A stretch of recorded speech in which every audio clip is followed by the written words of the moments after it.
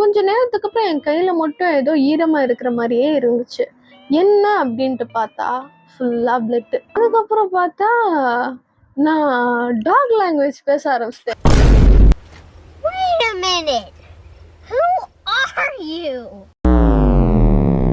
And எனக்கும் talk கடிச்ச எக்ஸ்பீரியன்ஸ்லாம் இருக்கு. நானும் இதுல வந்து பாதிக்கப்பட்டிருக்கேன். அட் த மீன் டைம் என்னன்னா, அதை நான் நல்லாவும் பார்த்துருக்கேன். நான் போறப்போ ஏதாச்சும் வந்து டாக்ஸ் எல்லாம் பார்த்தேன். நான் டீ வைக்கிறது, பிஸ்கெட் போடுறது, அந்த மாதிரி நான் வந்து ஃபுட் ஃபீட் பண்ணுவேன்.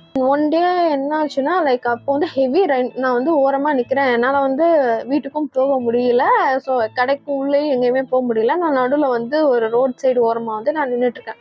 அப்போ வந்து ஒரு குட்டி நாய் சுற்றி சுற்றி சுற்றி வந்துக்கிட்டே இருந்துச்சு. நான் போகிற தூரம் வரைக்கும் வந்துக்கிட்டே இருந்துச்சு. அதுக்கு மேலே என்னால் வந்து போகவும் முடியல. ஸோ நான் அங்கேயே வந்து ஸ்டே பண்ணிட்டேன். எனக்கு வந்து பயம். ஏன்னா குட்டியை வந்து கடிக்கும். ஒரு அடல்ட்டாக இருந்தால் கூட நம்ம சொன்ன பேச்சு கேட்கும். சும்மா வந்து நிற்கும், பக்கத்தில் வந்து நிற்கும், அவ்வளோதான் பண்ணும். ஏன்னா குட்டி அப்படிங்கிறனால வந்து எனக்கு கொஞ்சம் லைட்டாக பயமாக தான் இருந்துச்சு. அது வந்து ஹீட் வேணும் அப்படிங்கிறதுக்காக பீப்புள்ஸ் டே வந்து வந்துட்டே இருந்துச்சு. நான் வந்து என்ன பண்ணேன், ஓகே பாவமாக இருக்கே அப்படின்ட்டு சொல்லி எடுத்து இப்படி கையில் வச்சுட்டேன். அப்படியே நான் வந்து நின்றுட்டு இருக்கேன். எனக்கு அப்போ வந்து எதுவுமே தெரியல. கொஞ்ச நேரத்துக்கு அப்புறம் என் கையில மட்டும் ஏதோ ஈரமா இருக்கிற மாதிரியே இருந்துச்சு. என்ன அப்படின்ட்டு பார்த்தா ஃபுல்லா பிளட். அந்த குட்டி நாய் வந்து எங்கேயோ கடிபட்டு வந்திருக்கு. அந்த பிளட் ஃபுல்லா என் கையில.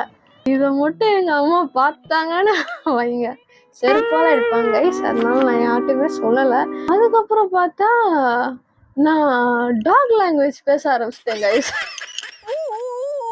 அப்படிங்கோ என்னன்னா லவ் யூ லவ் யூ வன்மத்தை கேட்கிறாதீங்கடா, சும்மா ஃபன்னுக்கு பேசுறேன்.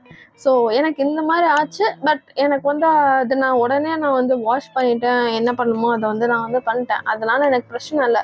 நம்ம அன்பே கொடுக்கக்கூடாது அப்படின்ட்டு நான் வந்து சொல்லலை. பை டச் பரவாது. பட் அந்த ஊன்ஸில் நம்ம ஏதாச்சும் தெரியாமல் கைப்பட்டுட்டு நம்ம ஹேண்ட் வாஷ் பண்ணாமல் சாப்பிட்டா, அப்படி இல்லைன்னா ஏதாச்சும் சின்னதாக கடிச்சாலுமே 200% ரேபிஸ் வந்துடும் கைஸ்.